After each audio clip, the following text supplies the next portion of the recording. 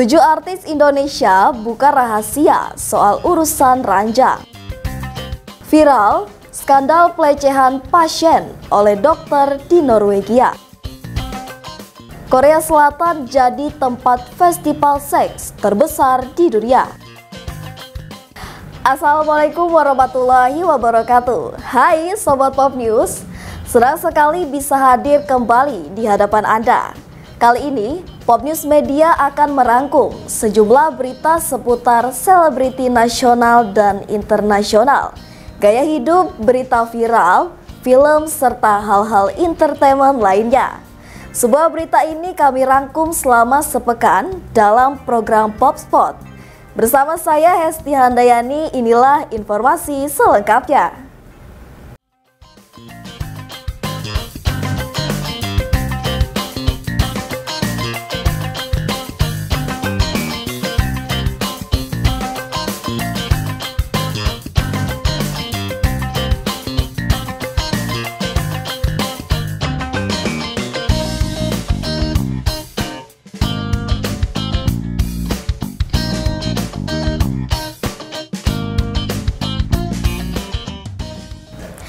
Sobat Pop News, aktivitas di atas ranjang alias bercinta dengan pasangan biasanya menjadi hal yang tabu untuk dibicarakan ke publik.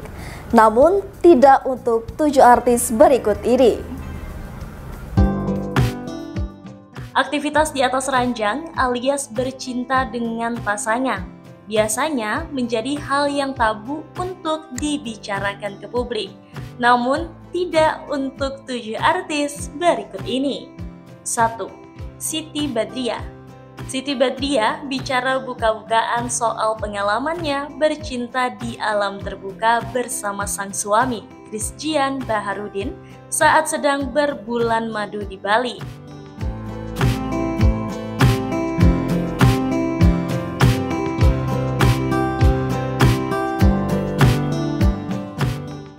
Christian juga menimpali bahwa dirinya menyukai adrenalin, jadi bercinta di alam terbuka memberinya keseruan tersendiri. 2. Yuni Shara. Nama Yuni Shara tiba-tiba menjadi perbincangan pada Desember 2019 lalu gara-gara wawancaranya bersama Deddy Corbuzier di akun YouTube-nya.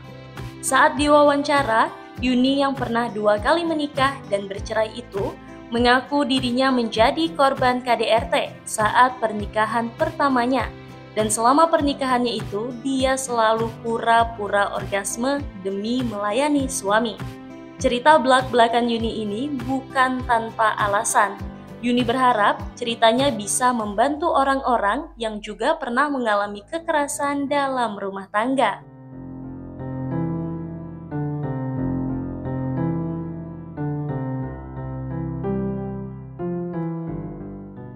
3. Barbie Kumalasari. Berbeda dengan Yuni Shara, Barbie Kumalasari malah pernah mengaku dirinya punya nafsu seksual yang tinggi. Bersama suaminya dulu, dia bisa berhubungan seksual sebanyak 5 kali dalam sehari.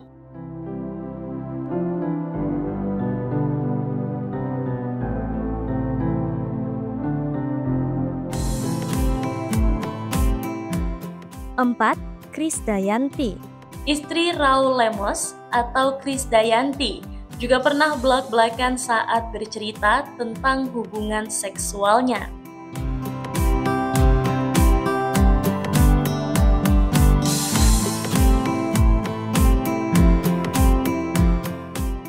Selain itu, menurutnya Raul selalu memastikan Kade juga merasakan kepuasan. 5. Mulan Jameela. Mulan Jameela juga ternyata pernah mengungkapkan kegiatan seksualnya dengan sang suami Ahmad Dhani. Dia mengaku pernah diajak nonton film biru bersama-sama untuk saling belajar.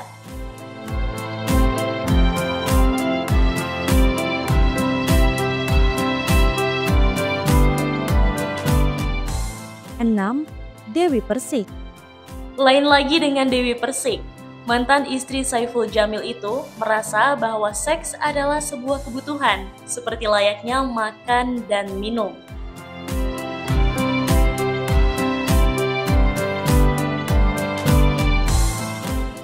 Selain itu, Dewi juga mengaku kepuasan seks tidak selalu didapatkan lewat hubungan seksual, karena bisa juga dengan seks chat dan video call. 7. Ashanti. Beberapa tahun yang lalu, Ashanti juga sempat bicara soal aktivitas seksualnya bersama sang suami, Anang Hermansyah, meski nggak terkesan vulgar.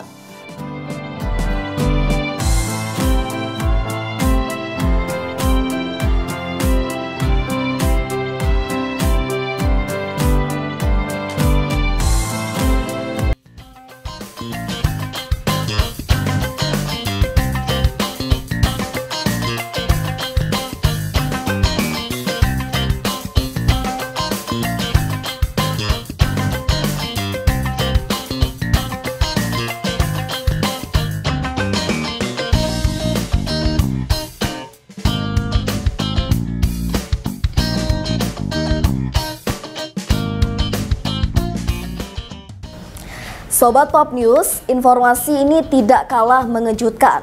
Di Norwegia, ada seorang dokter melecehkan 87 orang pasiennya dan merekam aksinya saat sesi konsultasi di klinik. Kasus ini disebut-sebut skandal pelecehan seksual terbesar dalam sejarah di negara tersebut. Berikut informasinya. Geger. Seorang dokter di Norwegia dituntut atas tuduhan melecehkan 87 orang pasiennya dan merekam aksinya saat sesi konsultasi di klinik.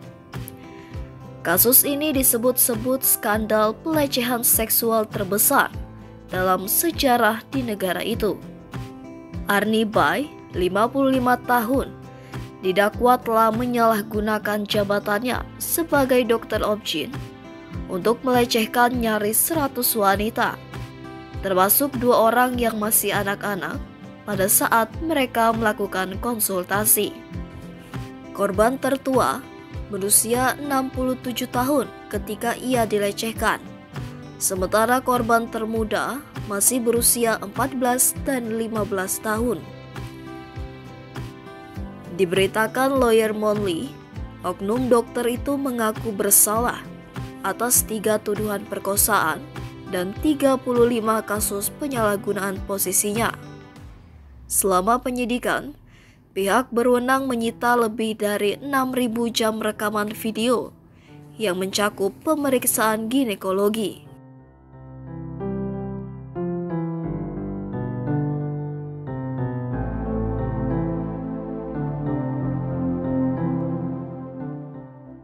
Seorang korban menceritakan pengalamannya di pengadilan dengan mengatakan, "Saya pikir saya akan mati."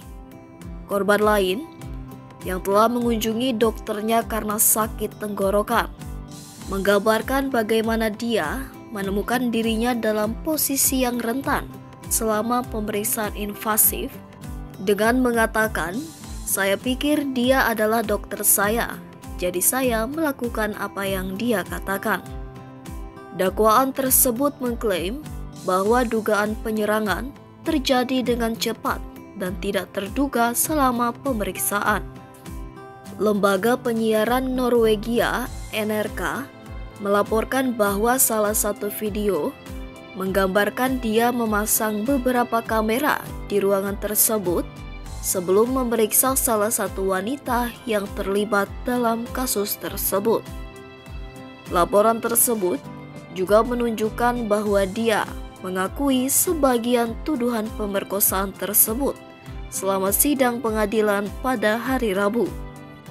Bay berhasil mempertahankan jabatannya hingga tahun berikutnya ketika tuduhan resmi diajukan terhadapnya. Dia belum ditahan selama persidangan berlangsung.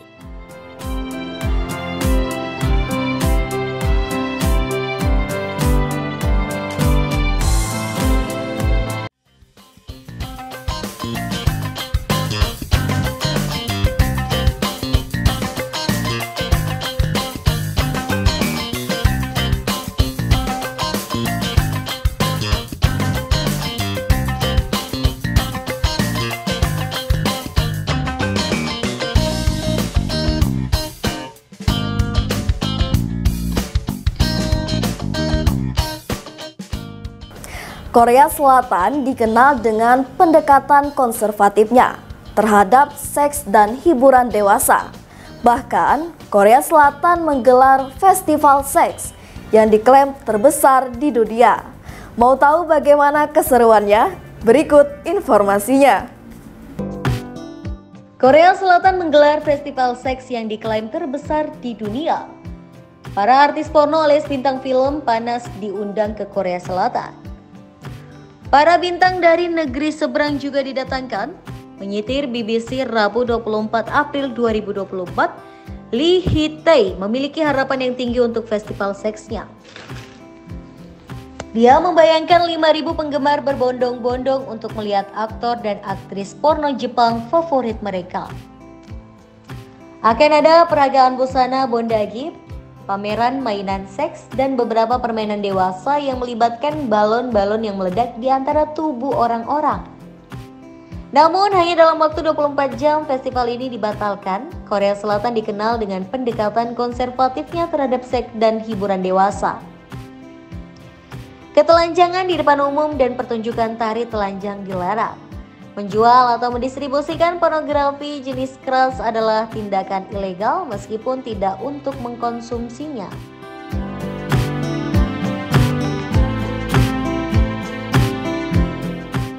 Sebulan sebelumnya, kelompok-kelompok hak asasi wanita dari kota Suwon, tempat acara tersebut diadakan, melakukan protes. Mereka menuduh festival tersebut mengeksploitasi perempuan di negara yang mengalami kekerasan gender. Menurut mereka, ini bukanlah festival yang ditujukan untuk kedua jenis kelamin. Iklan yang sangat didominasi oleh perempuan dan berpakaian minim menunjukkan bahwa pemegang tiket kemungkinan besar adalah laki-laki. Wali kota setempat mengutuk acara tersebut karena diadakan di dekat sekolah dasar dan pihak berwenang mengancam akan mencabut izin penyelenggaraan acara jika tetap dilaksanakan, tempat tersebut dibatalkan. Frustasi tetapi tidak terpengaruh, Lee berpindah lokasi tetapi rangkaian kejadian yang sama terjadi. Otoritas yang baru menuduh festival tersebut menanamkan pandangan yang menyimpang tentang seks dan bersikeras agar tempat tersebut dibatalkan. Selanjutnya, Lee menemukan sebuah kapal yang berlabuh di sungai di Seoul, namun setelah mendapat tekanan dari dewan, pemilik kapal mengancam akan membarikade kapal tersebut dan memutus aliran listrik jika promotor mengizinkan festival tetap berlangsung. Imbasnya adalah para pemegang tiket meminta pengembalian uang yang membuatnya harus merugi miliaran rupiah. Hampir kehabisan pilihan, ia menemukan sebuah bar bawah tanah kecil di daerah Gangnam yang mewah di Seoul yang dapat menampung sekitar 400 orang. Kali ini dia merahasiakan lokasinya. Jadi, Dewan Gangnam menulis surat kepada setiap satu dari ratusan restoran yang ada di sana dan memperingatkan mereka bahwa mereka akan ditutup jika mereka menyelenggarakan festival tersebut dengan menuduh festival tersebut berbahaya secara moral. Namun, bar itu tetap berdiri tegak. Kemudian sehari sebelumnya, para bintang porno Jepang menarik diri. Agensi mereka mengatakan bahwa reaksi terhadap festival tersebut telah mencapai puncaknya dan para wanita itu khawatir mereka akan diserang dan bahkan ditikam. Dari kantornya di Gangnam, Lee mengatakan bahwa ia terkejut dengan kejadian yang tidak pernah terpikirkan sebelumnya dan menambahkan bahwa ia telah menerima ancaman pembunuhan.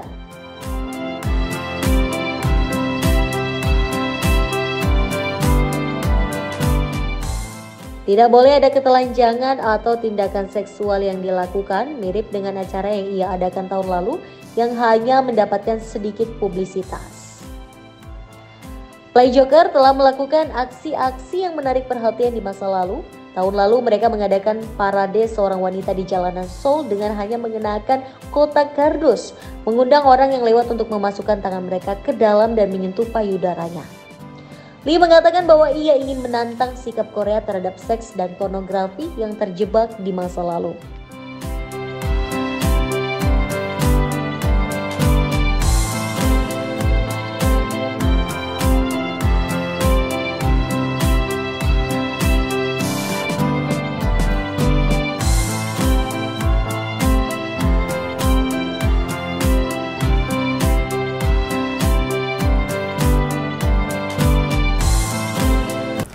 Itu tadi sejumlah berita seputar selebriti nasional dan internasional, gaya hidup, berita viral, film, serta hal-hal entertainment lainnya.